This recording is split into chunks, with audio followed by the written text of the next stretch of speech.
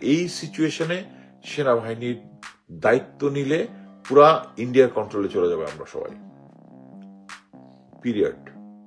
সরকারের এগেনস্ট মানে সরকারের পক্ষ নিয়ে বিভিন্ন জায়গায় বিভিন্ন লোকজনকে প্রেসার দিয়ে বিভিন্ন দলের মানে দলে অংশগ্রহণ করার চেষ্টা করতেছে ডিজিএফআই। মানে কিছু কিছু লোককে জোর করে এনে ইয়া করা, দলে গড়া। আমি আরো যখন স্পেসিফিক নাম আমি পেয়েছি, স্টিল আমি মানে সোর্স আরো 2-3টা জায়গা থেকে কনফার্ম না করে বলতে চাচ্ছি না, কারণ তো এখনো লোকজনকে ডিজিএফআই ধরে নিয়ে বলতেছে তুমি এই দলের মধ্যে অংশগ্রহণ করে, এই রাজনৈতিক দলকে। আমাদেরকে মানে আমি ইয়াকে বলতেছি, প্রফেসর ইউনূস স্যারকে, ডিজিএফআই কে এই পলিটিক্যাল ম্যাসের ভিতরে ঢুকানো থেকে বের করেন। জাস্ট পলিটিক্যাল কোন অ্যাফেয়ারের মধ্যে, পলিটিক্যালের মধ্যে অ্যাফেয়ারে জড়াবে যখন এই পলিটিক্যাল অ্যাফেয়ার মধ্যে কি ভারতীয় এজেন্ট আছে এগুলো বের করার জন্য থাকবে ডিজিএফআই। এটা হচ্ছে কাউন্টার ইন্টেলিজেন্স, যারা দেশে থেকে ভারতের পক্ষে কাজ করবে রাজনৈতিক দল থেকে, ওগুলাকে খুঁজে বের করবে। বাট রাজনীতি একজনে কে নেক্সট সরকার গঠন করবে ইজ নট, এটা ডিজিএফআই কাজ না, এটা এনএসআই এর কাজ না। যাক, আমার আছে কাজ আছে অনেক, নিজেও ব্যস্ত আছি, এর মধ্যেই বাধ্য এটা করলাম। সেলিম আজাদকে বললাম আমার নামে যা ইচ্ছা তাই বের করতে পারো, আমাকে, আমার ফ্যামিলি নিয়ে, আমার ওয়াইফ নিয়ে, আমার বাচ্চাদেরকে নিয়ে, আমার বাচ্চারা নাকি কিশোর গ্যাং, কত কিছু বের করছে। I didn't care and I survive Sheikh Hasina regime. এখানে শেষ করছি, ধন্যবাদ। সো আমি বলতে চাচ্ছি যে এটা হচ্ছে সেই আর্মি, এবং 2005-এর আগের আর্মির যে সমস্ত আর্মি হেডকোয়ার্টারের important appointment, DMI, DMO, MS ব্রাঞ্চে যে সমস্ত স্টাফ ছিল, স্টিল দেয়ার, তারা এখনো আছে এবং তারা ওইভাবেই আর্মিকে সাজাচ্ছে। আমাদেরকে এই ব্যাপারে একটা ব্যবস্থা নিতে হবে। এবং আমাকে আমার সোর্সরা বলে হচ্ছে যে এরা হচ্ছে চিফকে মিসগাইড করতেছে, এই সেই। বাট আমার কথা হচ্ছে, উনি তো সেনাপ্রধান পর্যন্ত হয়েছেন, যেভাবেই হোক হয়েছেন, জেনারেল হয়েছেন, সেনাপ্রধান হয়েছেন। উনি যদি বলেন যে আমাকে ভুল বোঝাচ্ছে, এটা তো হবে না। ইমিডিয়েটলি আমি জেনারেল ওয়াকার স্যারকে অনুরোধ করব এই অফিসারগুলোকে সরানোর জন্য, এছাড়া তো আমার পূর্বের যে দাবি দেওয়া আছে সেটা হচ্ছে ডিজিএফআই, তারপরে বিজিবি, 9 জিওসি, এগুলাকে এখন আপনারা কোনো কিছুই সরাচ্ছেন না। হোয়ারেজ আমরা তখন অ্যাশেমড হব যখন এই যে গুম কমিশন যে একটার পর একটা লিস্ট বের করতেছে, এবং লিস্ট বের করার পরে যখন তাদেরকে আপনাকে ফোর্স রিটায়ার্ড দিতে হবে এবং দেখবেন যে এদেরকে সিভিল অথরিটি এসে অ্যারেস্ট করে নিয়ে যাচ্ছে, তখন আমরা অ্যাশেমড হব। এবং এই লোকগুলাকে আপনারা এতদিন হারবার করেছেন, তখন আপনি নিজে অ্যাশেমড হবেন। ও আরেকটা জিনিস আমাকে আরেকজন বললো যে এই সেলিম আজাদ এবং গং, এখন আমি যেহেতু খুব স্ট্রংলি এগুলার এগেনস্টে বলতেছি, মাঝে মাঝে ওয়াকার স্যারের এগেনস্টে খুব স্ট্রংলি বলি, তা এখন আমার নামে আবার ওই মানে যখন জিয়াউল আহসান, ডিজিএফআই, তারা আমার নামে লেফটেন্যান্ট কর্নেল মুস্তাফিজ এরকমটাই ভিডিও বের করেছিল, এরকম নাকি আমার নামে ওই একই কমপ্লেন, কি হাসিন স্যারকে গুমের সাথে জড়িত, আর ম্যাডাম খালেদা জিয়ার বাড়ির উচ্ছেদ আমার নেতৃত্বে হয়েছে, এইগুলো নিয়ে আবার একটা তারা নাকি ভিডিও এবং অন্য কিছু বের করবে। I don't care.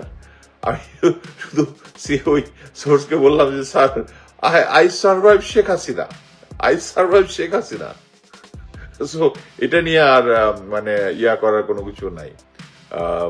সো আমি আশা করব যাদের নামগুলা বললাম, যাদেরকে brigadier Selim Azad, Azhar, brigadier Sharaf, Nazimuddoula, they should be changed immediately. They are creating, মানে বাংলাদেশ সেনাবাহিনীর ভিতরে ওই এমন ভাবে সেট আপ করতেছে যেন যে কোনো সময় ওই যে টুক করে আপা চলে আসবে, আসলেই তারা আবার সেই মতো সেট আপ করতে হবে। একটা জিনিস মনে রাখতে হবে, সেনাবাহিনীকে এই টাইমে সেনাবাহিনী সবসময় দায়িত্ব দিতে।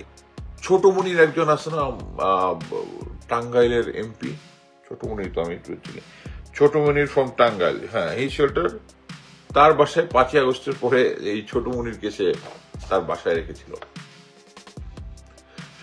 ও আরেকটা বলি, শাহজাহান খানকে যে অ্যারেস্ট হয়েছে, যে শাহজাহান খান ইজ অ্যারেস্টেড ফ্রম ইউএন, পরবর্তীতে তাকে শোন অ্যারেস্ট দেখানো হয়েছে অন্য জায়গায়, এবং এটা নিয়ে অ্যাকচুয়ালি একটা কোর্ট অফ ইনকোয়ারি হয়েছে আর্মির ভিতরে, বাট এটার মধ্যে ওটা 4B ওটা দিয়েছে, কিন্তু ডিএমও আসে নাই ওটার মধ্যে। সে যখন কমান্ডেন্ট এএসইউ ছিল, সে এই ছোট মুনিরকে এএসইউ হেডকোয়ার্টারে নিয়ে গেছিল, আর্মি হেডকোয়ার্টারে একজন রাজনৈতিক লোককে, ঠিক করে নেই। তারপরে আসে হচ্ছে এরপর আসে হচ্ছে main important MS branch. MS branch হচ্ছে দায়িত্ব হচ্ছে খুব একটা ইম্পর্টেন্ট দায়িত্ব পালন করে, সেটা হচ্ছে যে সমস্ত অফিসারকে যে সমস্ত জায়গায় দেওয়ার কথা তাদেরকে দেয়, মানে যে লোকটা যেটার জন্য কোয়ালিফাইড, মনে করেন কমান্ডো, সে আইদার ইনস্ট্রাক্টর হবে অথবা কমান্ডো ব্যাটালিয়নে যাবে, যে গোয়েন্দা আছে গোয়েন্দা যাবে। বাট আমার এটা খুব মজা লাগে, আমাকে মনে করেন যে আমি প্যারা কমান্ডার ছিলাম, আমি লাস্ট যে পোস্টিংটা পেয়েছিলাম সেটা হচ্ছে বাংলাদেশ ইনফ্যান্ট্রি রেজিমেন্টে, ওখানে আমি চাল ডালের হিসাব করতাম সৈনিকদের, খুব মজা, বাট আমি জিনিসটা সিনসিয়ারলি করেছি আর কি।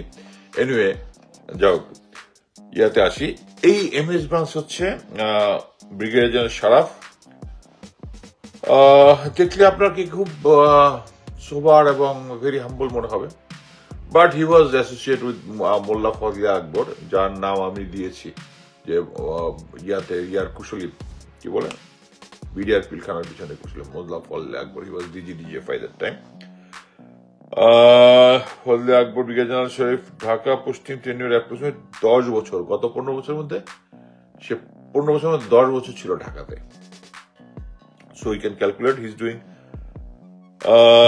সে যেটা করতেছে যে এখন যারা খুব মেটিকুলাসলি সেকেন্ড টায়ার আওয়ামী লীগের যারা আছে, একটা হচ্ছে ফার্স্ট টায়ার, মানে আওয়ামী লীগ আমরা বলেছি জানি না যে শেখ হাসিনা প্রতিটা সংস্থাতে আওয়ামী লীগের 5, 6, 7, 8, 9 টায়ার করে আওয়ামী লীগ রাখছে।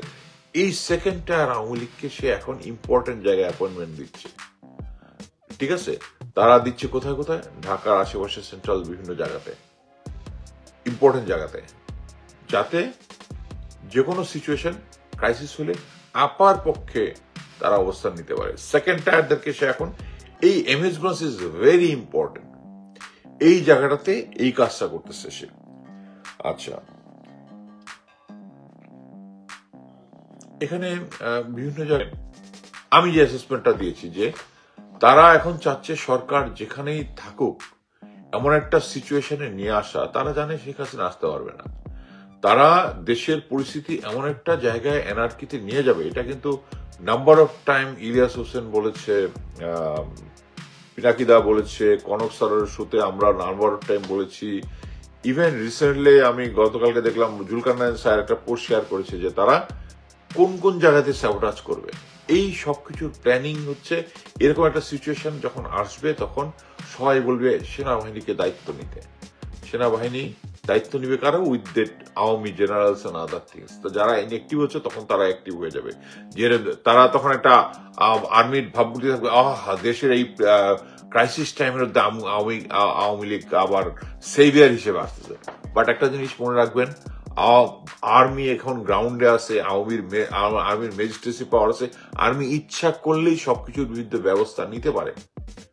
রহস্যজনক কারণে নিচ্ছে না, এটা যদি আপনারা না বুঝেন তাহলে কিছু করার নাই।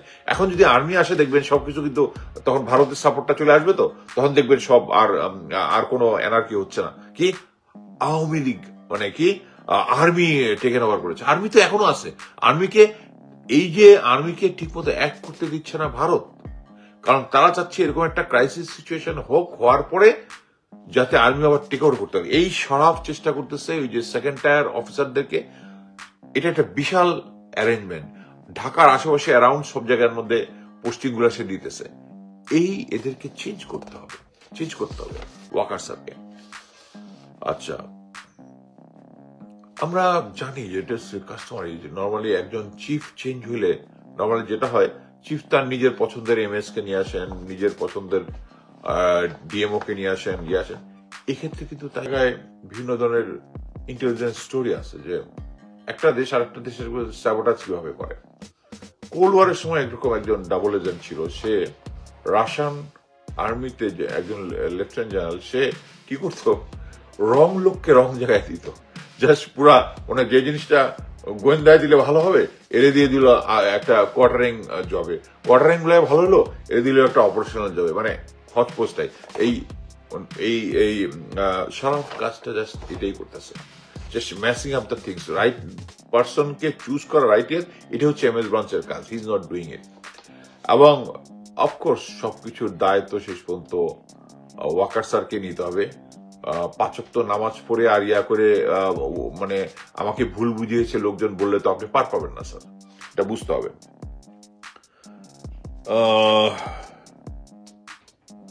অ্যাট প্রেজেন্ট আমি কয়েকদিন আগে ইয়াতেও দেখলাম যে ইলিয়াস হোসেনের ইয়াতে হাসান নাসির স্যার বলেছে যে দেশকে তারা এখন